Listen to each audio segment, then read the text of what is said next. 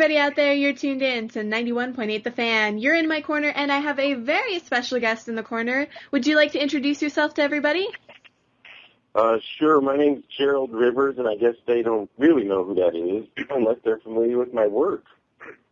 Well, we did notify them a little bit beforehand, about 15 minutes beforehand. We did talk about some of the things you were in, and you must be, your fans must be pretty excited because Duo Desuum just came out the other day.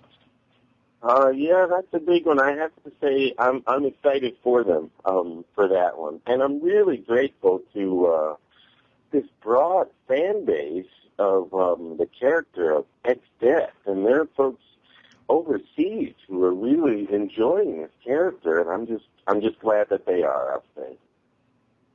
And now I'm kind of curious, when you originally were in the very first one, how did that role come about? I have to think about that one a little bit, but I've been doing some voiceover, but there must be somebody here in Los Angeles, whoever was auditioning for that one at the time. And this might be, I have to think about it, but this might be one of those interesting stories where I wasn't even supposed to audition, where I went to take someone else because they needed a ride, and I was sitting in the lobby, and someone asked if I was there to audition or if I was a voiceover actor. And I said yes, and one thing led to another. And now we've got this thing. This one in particular, I don't even think I had to go back in when the time came to audition. Whoever the folks were who had done it had heard me someplace before, and they scoured the internet looking for me. I'm pretty sure I had a website, but for whatever reason, they had a hard time finding me. Finally, they got to my agent at the time, and I was a little surprised. I was like, do you need me to come in and read? They said, no, we'd like to offer you the role. We already have your voice on tape. We know that this is the voice that we want. Oh, wow. Congratulations. It kind of just fell in your lap a little bit there. Well, I think some of the same producers had worked on another project that I worked on and had saved my voice thinking they would have something for me. And by the time this came about and they were ready to do it, I think they had made up their minds already that I was the guy for them. So I'm really grateful. I just remembered that's what this one is. This is the Final Fantasy series. Yes, exactly. And the Final Fantasy series has quite a big following, and it seems like you've noticed that. Yeah, I get, ironically enough, fan mail.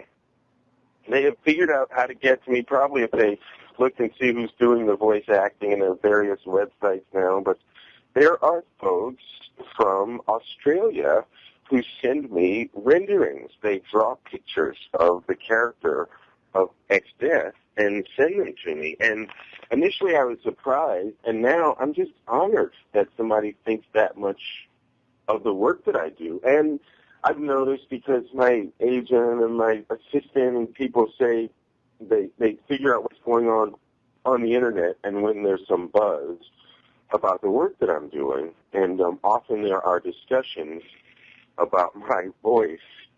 For the most part, thank goodness for me, they seem to like what I'm doing with this character. Sometimes they have some interesting things to say. Not all of them are the biggest fans, but overwhelmingly, people clearly enjoy what I'm doing, and they ask me to come back and do this thing again. So I'm lucky, grateful in that way. And it must be a fun role to partake in because you essentially get to be a villain.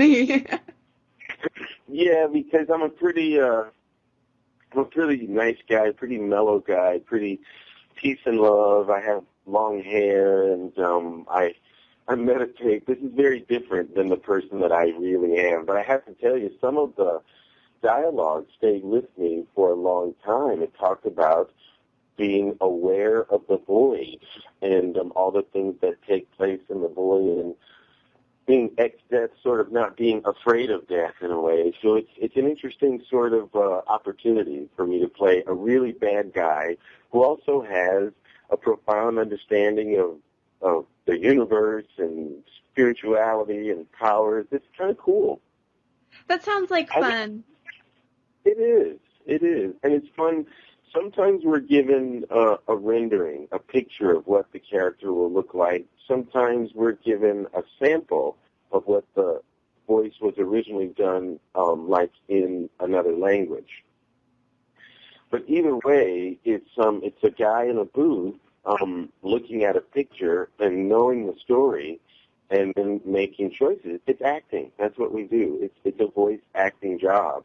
And this is just a very rich and fun one. And yeah, I've seen some of the, I guess some of the young people will put up their battles using my character on YouTube. And so then I get to see somebody playing with my character. And occasionally I'll meet somebody who plays the game and is really involved in it, and I'll hear them playing it, and I'll hear, it is my voice. It's, I've done some things with it to make it sound more luminous and ominous, but it's hilarious to me to hear it coming out of these machines.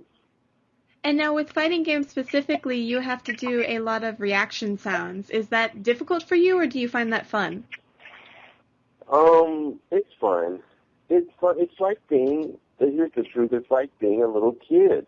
And you have to imagine what it will be like. I'll share this with you, and I hope it isn't too graphic. I remember one thing I was recording, and they said that the villain reaches through the wall and grabs you and snatches you through, and you have to imagine what that's like to have something from behind you reach through a wall, grab you, and then pull you right through the wall, and then you're in a studio that's pristine and soundproof, and you're trying to imagine what that sounds like or pretend that you're having that experience, and you do it enough times until the producer or the director says, that's the one, I like it, now we can move on.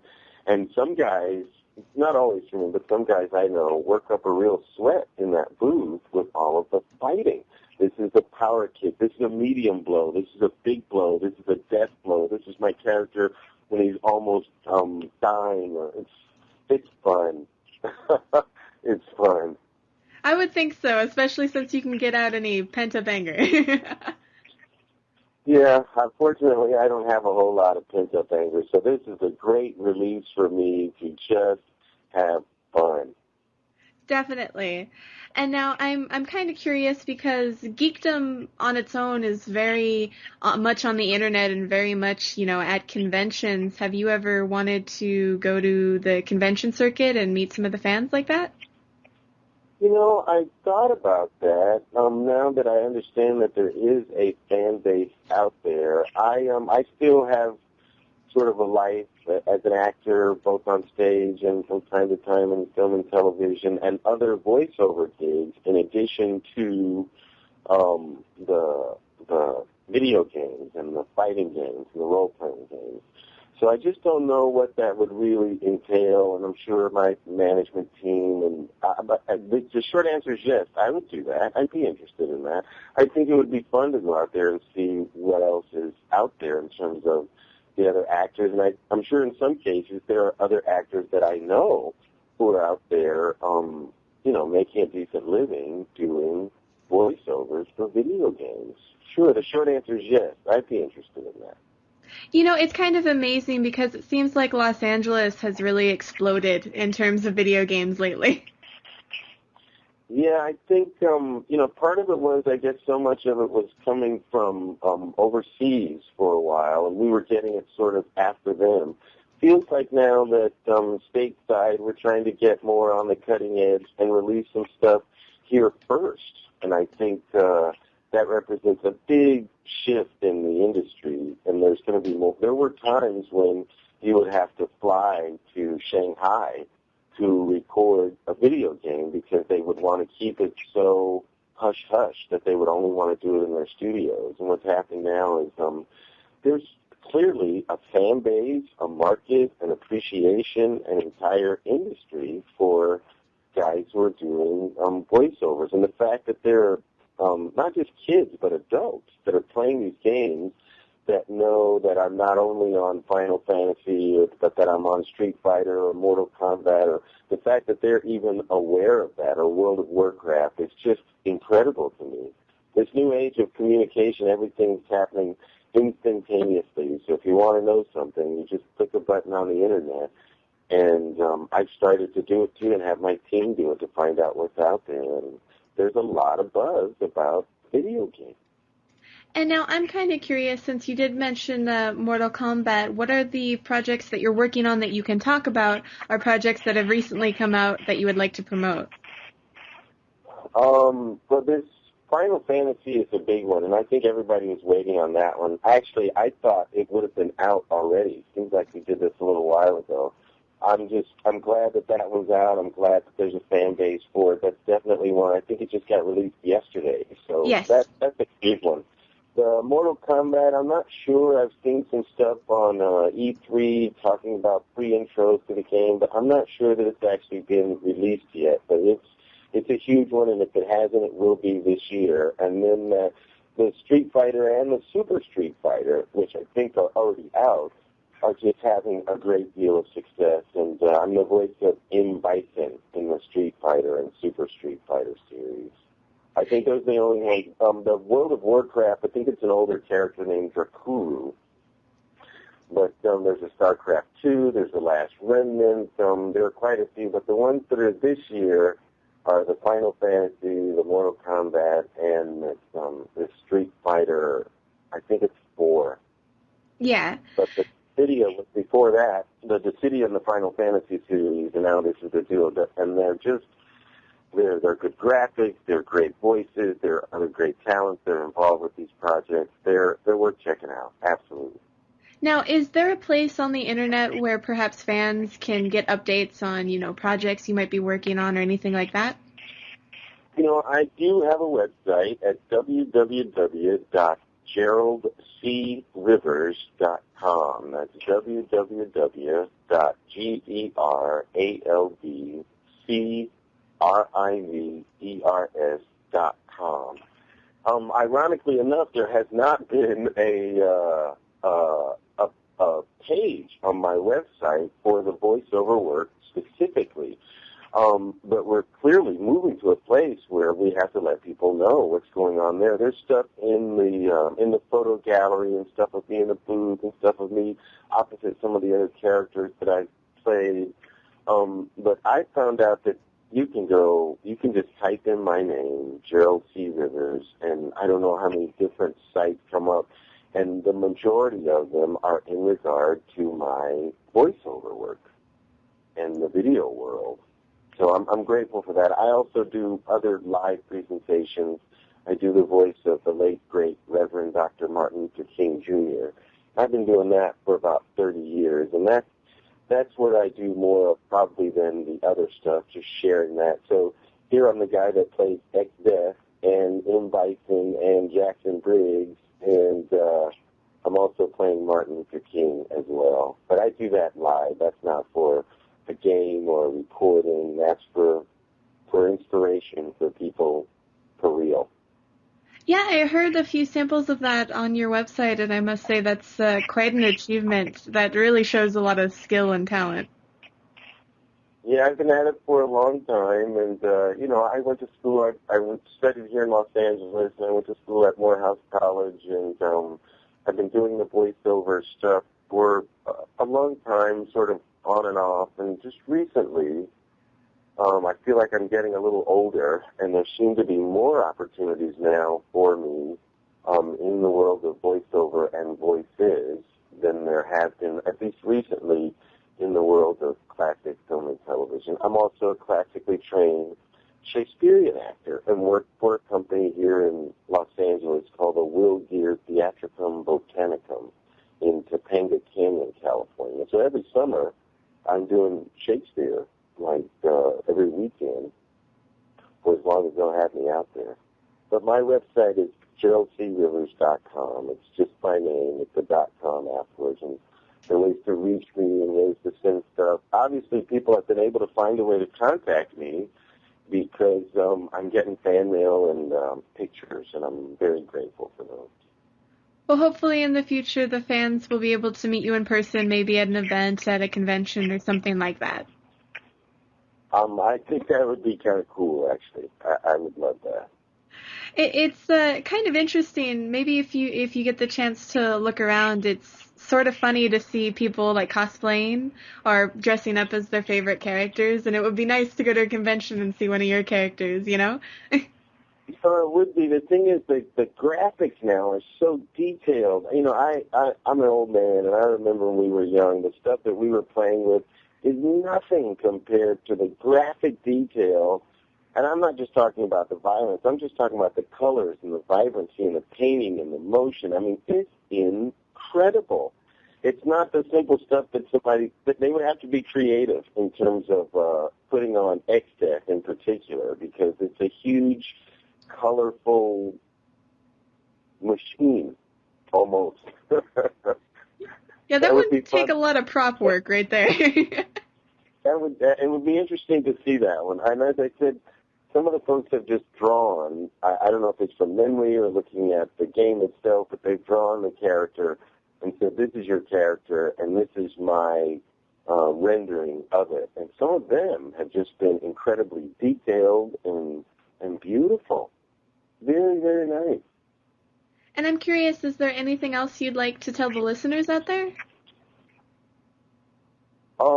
You know, again, it's so funny that I'm on these games with these that are fighting games and war games, and yet I'm also the voice of a couple of California conservation or energy conservation, and one for the state of Georgia for an adopt-a-stream. But the thing that I do more than anything else is remind people of the words of the late, great Reverend Dr. Martin Luther King. That's just been a passion of mine to do, and I'm grateful for that. And obviously to have the balance to be able to do things for seniors and for young people and for everybody, and then to be able to have a lot of fun with these games. I guess I just want them to know I'm grateful that they're having fun with these games and keeping old guys like myself busy. And now I'm kind of curious, since we're nearing the end of our time for today, if you'd be willing to participate in a 91.8 The Fan tradition. Which is? We ask everybody if they'd be willing to do a radio bump for us on air. Oh, radio bump from, not have to do it as me, not as one of the characters, yes? You can, if you want to do it as a character, you can. You can be as creative with it as you want. Or if you're just feeling lazy, you can do it as you too. Well, I'm not feeling lazy, but I'll make it fancy. You just tell me what I need to say for you, Mom. Awesome. We were wondering if you could just say, "Hello, my name is," you insert your name, "This is what I do," you insert what you do, and you're tuned into 91.8 The Fan. And you're tuned into 91.8 The Fan? Yes, 91.8. Perfect. Okay. So whenever you're ready. Okay. Hello. My name is Gerald Rivers, and I'm the voice of X-Death, Jackson Briggs, M. Bison, and the late, great Reverend Dr. Martin Luther King, Jr., and you're listening to 91.8 The Fan. Perfect. That wasn't so hard. Thank you so much for today. This was a lot of fun. Thank you. I feel like I probably babbled on too much for you. Oh, no, you were perfect. And for anybody out there that missed any of this interview, don't fret. You can catch it up on the website within the next few days. So keep it tuned to 91.8 The Fan. Everything you want and nothing you don't.